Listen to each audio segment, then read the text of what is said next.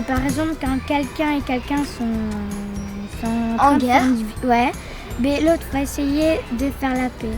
Ça veut dire, il va dire, on va arrêter de se chamailler, on va devenir comme avant, des amis.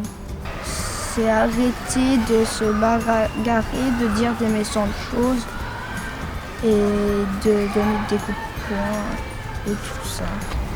Enfin, arrêter de se disputer pour toujours. C'est se réconcilier, ne pas taper les autres, ne pas avoir des gestes brusques. Et faire la paix, c'est un peu, on va dire, la communication non violente. Essayer de ne pas avoir des mouvements brusques ou des paroles qui vont blesser les autres. C'est s'excuser.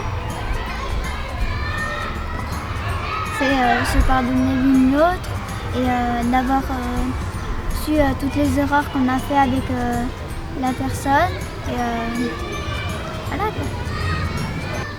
Faire la paix, ça veut dire, par exemple, la paix, c'est par exemple faire la paix dans le monde. C'est et aussi respecter les uns les autres, parce qu'il y en a, ils ne respectent pas les autres. Et alors, il faut faire la paix pour que le monde soit en paix. Ça veut dire qu'on se réconcilie, qu'on est redevenu amis. Moi, faire la paix, c'est se réconcilier. Quand tu as une dispute, aller voir l'autre pour lui dire que tu te sens coupable d'avoir fait la chose que tu as faite ou la chose qui s'est passée.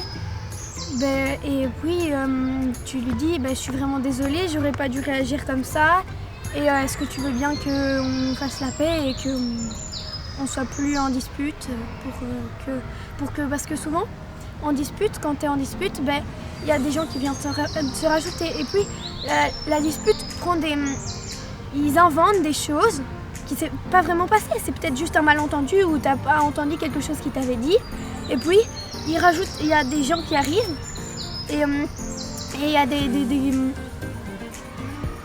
ils croient d'autres choses et du coup la dispute prend de l'ampleur parce qu'ils pensent par exemple ah non, il n'a pas que dit un mot, il a aussi tapé et en plus.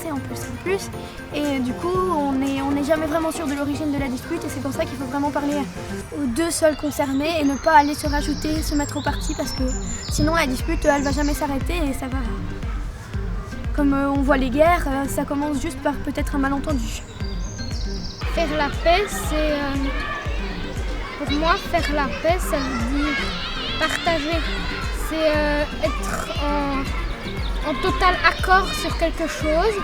Ça peut être autant un compromis qu'une décision d'un des deux. C'est être gentil avec les autres. C'est être aimable. C'est faire un petit pacte. Pacte, ça veut dire quoi ça? Dire faire... Comment faire un pacte? C'est compliqué, hein? Bon, on dit, bon, alors moi je fais ta et toi tu fais ça en Ta-ta-ta, échange, c'est quoi, ça? on s'en fiche. Ok. Et puis on se serre la main, on fait la paix.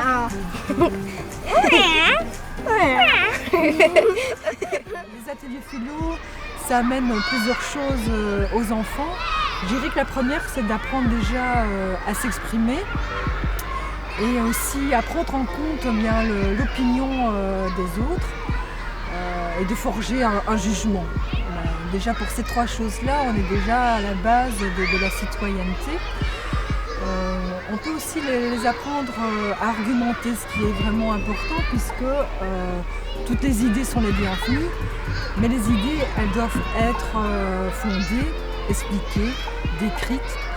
Et donc ça, c'est vraiment aussi important d'aller plus loin dans les critères, dans ce que l'on dit. Les enfants, ils arrivent pas qu'avec un cerveau, ils ont un corps et donc ils doivent apprendre à gérer leur flux de pensée, leur agitation physique, les émotions. Et donc pour ça, on a un dispositif corporel qui va être la respiration, la méditation, des mouvements plus dans la lenteur, qui va permettre à baisser le tonus et donc de retrouver de l'attention pour les cercles de recherche.